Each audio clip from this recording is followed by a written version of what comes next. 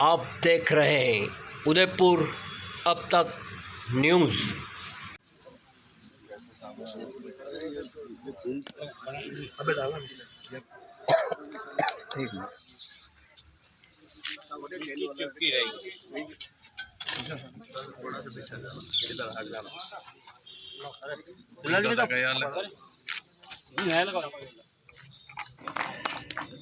Doctor Mannalal जी रावत साहब, मैं निवेदन करना चाहता हूं, हमारे कार्यक्रम के सम्मानित अतिथि अरविंद जी जारोली, हमारे राजस्व समिति, पिछले 2-2.5 साल से मन में भाई साहब के था और आज वह मूर्त रूप लेने के लिए जा रहा है।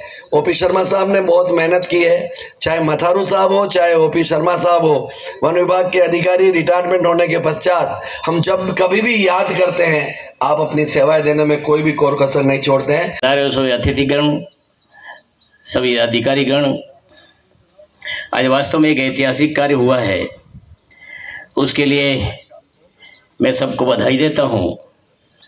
और वास्तव में उदयपुर में टूरिस्ट के लिए नए नए आयाम हम खड़े कर रहे हैं। मैं समझता हूं आने वाले समय में उदयपुर का टूरिस्ट का भविष्य बहुत उज्जवल रहेगा। इन्हीं शब्दों के साथ अपनी बात समाप्त करता हूं। जय भारत। माननीय गुलाब चंद जी कटारिया साहब, परम सम्मानित मंच और पधारे हुए आप सभी को प्रणाम। विरासत के साथ विकास, और उसमें भी यदि मूर्त रूप देखें तो मेवाड़ में हम देख सकते हैं नित नए प्रयोग, अभिनव प्रयोग, और वो पूरा विश्व आकर्षण के लिए जितने भी अनुप्रयोग हो सकते हैं, अलग अलग जगह के अनुभव, वो सभी धरातल पर आ रहे हैं। तो एक अभिनव प्रयोग की तरफ, एक नए अध्याय की तरफ हम आगे बढ़ रहे हैं। आप सभी को शुभकामना देते हुए और अभी तक के जो प्रयास हुए हैं, आप सभी को नमन करते हुए शब्दों को विराम देता हूँ। नमस्कार, प्रणाम। मैं 6 तारीख को यहाँ था, 8 तारीख को मुझे पता लगा कि परमिशन अब हो गई है। इसलिए मैंने एक टाकसा को कहा, मैंने कहा फंक्शन हो या ना हो यार, इसका काम शुरू करो। इसलिए इसका भूमि पूजन होते ही आपकी जो बाकी फॉर्मेलिटियाँ हैं वो तैयारी से तेज़ी से आगे बढ़ जाएगी। इस कारण से मैं सोचता हूँ कि तुरंत सूचना दी, तुरंत कार्यक्रम का स्वरूप बना दिया। विशेष करके मैं फॉरेस्ट की टीम को इस बात का धन्यवाद देता हूँ कि उन्होंने मिलकर के हम सबको साथ, जिस प्रकार से उदयपुर के आसपास की पहाड़ियाँ, अब तो केवल और केवल हम सबको मिलकर के कुछ पहाड़ियाँ गोद देनी पड़ेगी।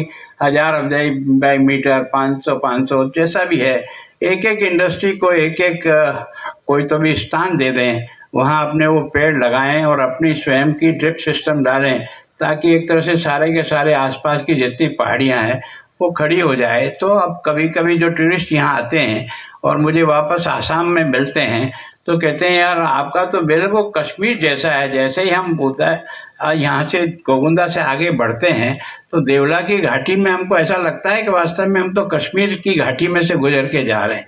तो इसका मतलब प्रकृति ने हमको बहुत दिया है ना। हमारा केवल शहर के 10 किलोमीटर में पहाड़ियों को जो नंगी है, इसको अगर हरी भरी कर दें, पेड़ लगा दें, आच्छादित कर दें, तो मैं सोचता हूँ कि टूरिस्ट के लिए सबसे बढ़िया स्थान ये हो सकता है। तो वास्तव में अभी आपने देखा होगा कि ये जो अपना सलूम्बर के रास्ते में, यहाँ भी फॉरेस्ट डिपार्टमेंट का बहुत बड़ा काम चल रहा है। मैं सोचता हूँ 4-5 करोड़ का वहाँ हमने काम स्वीकृत किया है। ये जो केवड़ा की नाल है, तो ये एक नया डेस्टिनेशन बन करके तैयार हो जाएगा। तो ऐसे कई जगह